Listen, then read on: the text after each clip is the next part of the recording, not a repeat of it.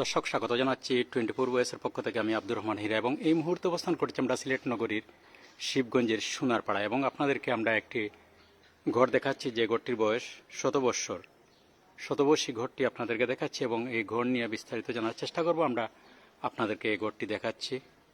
অসাধারণ দৃষ্টিনন্দন একটি ঘর সিলেট নগরীর শিবগঞ্জের সোনারপাড়ায় এই ঘরটির অবস্থান। আমরা ঘরটি আপনাদেরকে দেখাচ্ছি। দৃষ্টিনন্দন একটি ঘর, শতবর্ষী ঘরটি আমরা যতটুকু জেনেছি ঘরটির বয়স 100 বৎসর। এরপরেও আমরা এই ঘর নিয়ে বিস্তারিত জানার চেষ্টা করব। আমরা সিলেটের ইতিহাস ঐতিহ্য নিয়ে কাজ করি, ধারাবাহিকভাবে কাজ করার চেষ্টা করছি এবং আজকে আমরা এই শতবর্ষী দৃষ্টিনন্দন ঘরটি আপনাদেরকে দেখাচ্ছি। অসাধারণ একটি ঘর, দেখুন কী ধরনের কারুকাজ এই শতবর্ষী ঘরটি,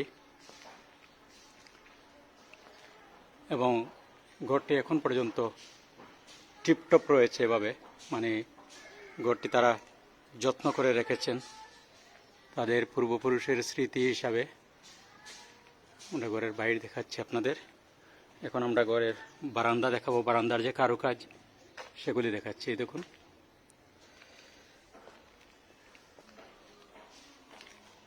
বারান্দা দেখাচ্ছি আপনাদের। আমরা চেষ্টা করব ঘরের ভিতরে প্রবেশ করার।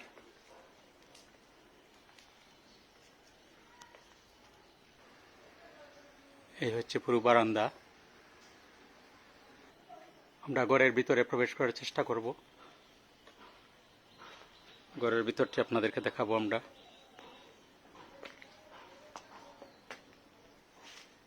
ঘরের ভিতরে প্রবেশ করছি আর আপনাদেরকে ঘরটি দেখাচ্ছি আমরা। এই দেখুন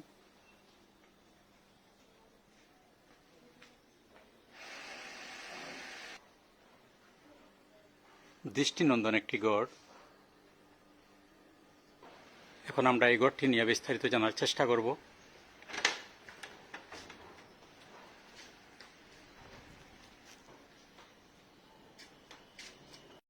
দৃষ্টিনন্দন একটি ঘর সিলেট নগরীর শিবগঞ্জ সোনারপাড়ায় এই ঘরের অবস্থান এবং ঘরটি এখন পর্যন্ত তারা যত্ন করে রাখছেন এভাবে তাদের পূর্বপুরুষের স্মৃতি হিসাবে। আমরা আপনাদেরকে ঘরটি দেখাচ্ছি। দেখুন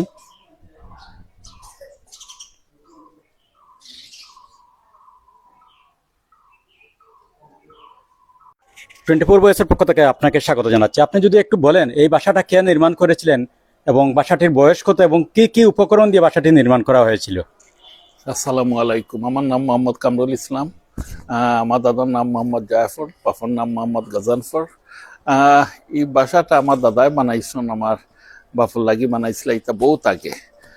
নিচে হইল প্রায় 100 বছরের উপরে হইব এই বাসার বয়স। নিচে হইল চুন চৌকি, উপরে আপনার বেতন বাঁশ দিয়া, উপরে টিন। থাকতে খুব আরাম, গরমের দিন থাকতে খুব আরাম, ঠান্ডার দিনও থাকতে আরাম। এই বাসাটা কি আপনারা এইভাবে রাখবেন? আমরা এইভাবে রাখবো। আপনার পরবর্তী প্রজন্ম? না, তারারও কোনো কিছু করার খেয়াল নাই। আমরা বাইরে দিয়ে অনেক থাকার ব্যবস্থা আছে, যার ফলে আমরা রিগোলান থাকবো, তারা স্মৃতি একটা থাকে। এই বাসা নিয়ে আপনারা গর্ব করেন? আমরা খুব গর্ব, মাশাআল্লাহ। অসংখ্য অসংখ্য ধন্যবাদ আপনাকে। আমরা আমাদের প্রতিবেদনটি শেষ করব। আপনাদের আশেপাশে এই ধরনের যে কোনো ধরনের পুরনো স্থাপনা থেকে থাকলে আপনারা আমাদের কমেন্টের মাধ্যমে জানালে আমরা সেসব স্থাপনা নিয়ে কাজ করব।